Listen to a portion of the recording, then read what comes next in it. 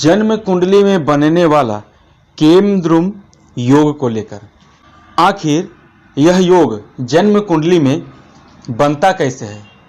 यदि वास्तव में किसी की जन्म कुंडली में केमद्रुम दोष है तो यकीन मानिए ये दूर होता नहीं है। जो मेरा प्रैक्टिकल अनुभव है उसके आधार पर बता रहा हूँ। ये बनता कैसे है और क्या ये वास्तव में बनता भी है या नहीं बनता है, क्योंकि केमद्रुम दोष का जितना हवा फैला हुआ है उतना भी ये नहीं है कि चंद्रमा के आगे पीछे देखा कि कोई ग्रह नहीं है तो बस हो गया केमद्रुम दोष। ऐसा भी नहीं है।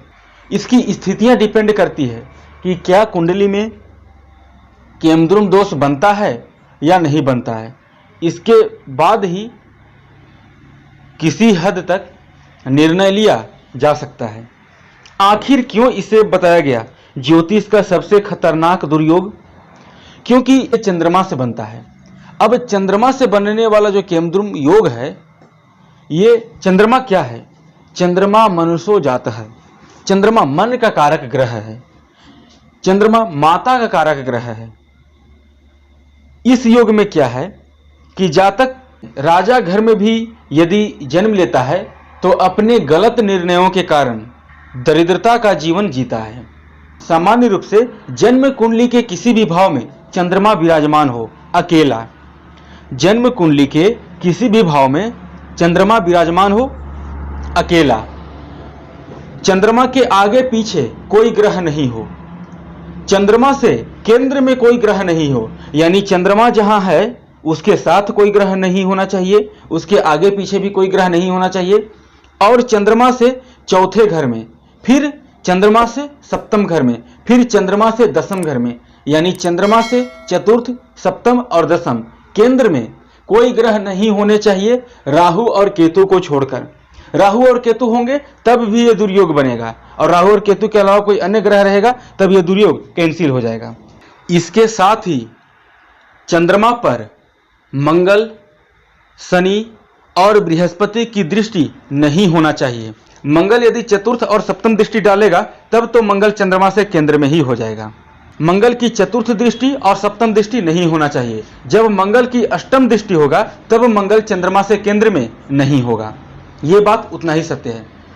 चंद्रमा पर शनि की भी दृष्टि नहीं होना चाहिए, न 7वीं और न 10वीं दृष्टि। इसमें भी एक देखने वाली बात है कि जब शनि की दृष्टि चंद्रमा पर पड़ेगी तो 7वीं या 10वीं पड़े तब चंद्रमा से केंद्र में शनि आ जाएगा, तब भी केमद्रुम दोष भंग हो जाता है। बृहस्पति की दृष्टि नहीं होना चाहिए, यानी बृहस्पति की न तो पंचम, न सप्तम, न नवम दृष्टि हो, तब यह पूर्ण रूपेण बनता है केमद्रुम योग। फिर से एक बार सुन लीजिए। चंद्रमा जन्म कुंडली के किसी भी भाव में बैठा हो अकेला, साथ ही चंद्रमा के आगे और पीछे कोई ग्रह नहीं होना चाहिए, चंद्रमा से केंद्र में कोई ग्रह नहीं होना चाहिए, चंद्रमा पर शनि, मंगल और बृहस्पति की दृष्टि नहीं होना चाहिए, तब यह पूर्ण रूपेण किसी भी जन्म कुंडली में घटित हो जाता है केमद्रुम योग। मैंने बताया कि यदि यह वास्तव में योग बनता है तो चंद्रमा मन का कारक है, मन बहुत ज्यादा पीड़ित हो जाएगा। उस स्थिति में चाहे जन्म कुंडली में कई प्रकार के बड़े बड़े राजयोग क्यों न हो, महाभाग्यवान योग ही क्यों न हो, ये सभी राजयोगों को चीरता हुआ दरिद्रता को जन्म देता। अब ये भंग कैसे होता है जन्म कुंडली में, आइए इसे समझते हैं।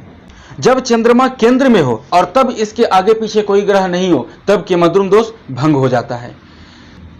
चंद्रमा पर जो मैंने बताया केमद्रुम दोष में कि केंद्र में कोई ग्रह नहीं होना चाहिए, चंद्रमा से केंद्र में राहु और केतु के अलावा अन्य कोई ग्रह विराजमान हो, मंगल हो, बृहस्पति हो, शनि हो, कोई भी एक ग्रह विराजमान हो, तब यह केमद्रुम दोष भंग हो जाता है। चंद्रमा के आगे या पीछे सूर्य, मंगल, बृहस्पति या शनि में से कोई एक या 2 ग्रह भी होगा तो भी केमद्रुम दोष भंग हो जाता है। और जब यह केमद्रुम दोष भंग हो जाता है तब एक उच्च कोटि का राजयोग कल्पद्रुम योग का निर्माण होता है, जो जातक के आजीविका के लिए बेहद ही श्रेष्ठ होता है। इसके उपाय क्या हैं?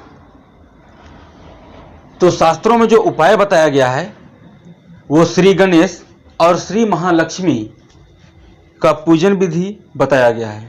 श्री महालक्ष्मी जो कि धन की देवी हैं और श्री गणेश जो कि विघ्न हरता हैं। बाधाओं को दूर करते हैं, कष्टों को दूर करते हैं। श्री महालक्ष्मी और गणेश जी का विधिवत पूजन करने से इसका निवारण बताया गया है।